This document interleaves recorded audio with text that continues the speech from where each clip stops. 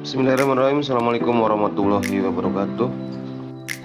Perkenalkan, sama saya Angkosa Putra, CGP Angkatan 11 Kabupaten Cirebon. Di sini saya coba akan menjelaskan tentang demonstrasi kontekstual modul 1.3 tentang visi guru penggerak. Adapun pendekatan yang saya lakukan adalah menggunakan inquiry apresiatif. Inquiry apresiatif adalah mengidentifikasi hal yang baik yang telah ada di sekolah dan mencari cara bagaimana hal tersebut dapat dipertahankan dan memunculkan strategi untuk mewujudkan perubahan ke arah yang lebih baik. Nah, agar dapat menerapkan pendekatan inquiry apresiatif, maka langkah yang dilakukan adalah dengan menggunakan metode Bagja. Bagja terdiri dari B. Buat pertanyaan utama, A. Ambil pelajaran, G. Gali mimpi, C. Jabarkan rencana, dan A. Atur eksekusi.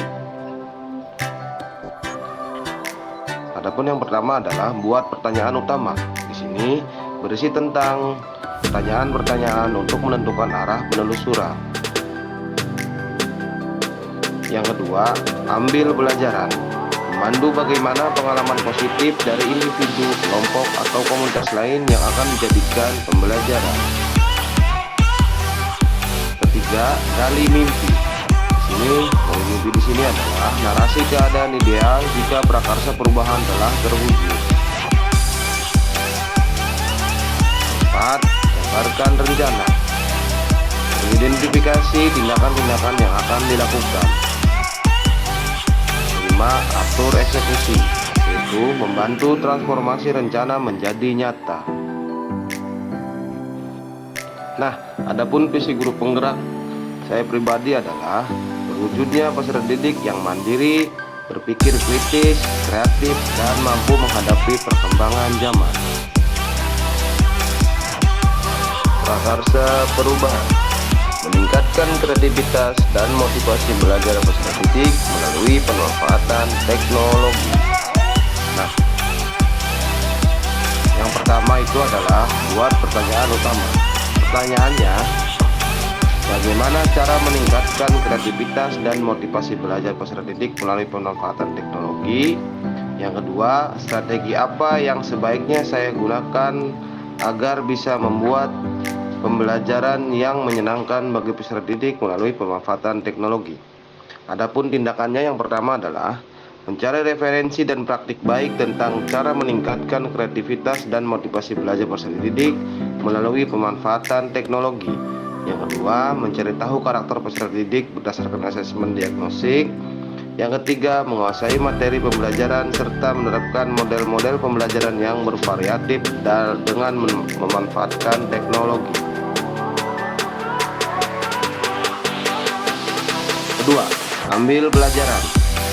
Pertanyaannya, siapakah guru yang ahli di bidang teknologi dan selalu memanfaatkan teknologi di dalam pembelajaran di kelas? Yang kedua, teknologi pembelajaran apa saja yang digunakan? Yang ketiga, bagaimana memilih media atau teknologi pembelajaran yang tepat agar dapat meningkatkan kreativitas dan motivasi belajar peserta didik? Adapun tindakannya, mencari referensi tentang tokoh guru yang ahli di bidang teknologi. Yang kedua, mencari referensi media atau teknologi pembelajaran yang sesuai dengan peningkatan kreativitas dan motivasi belajar peserta didik.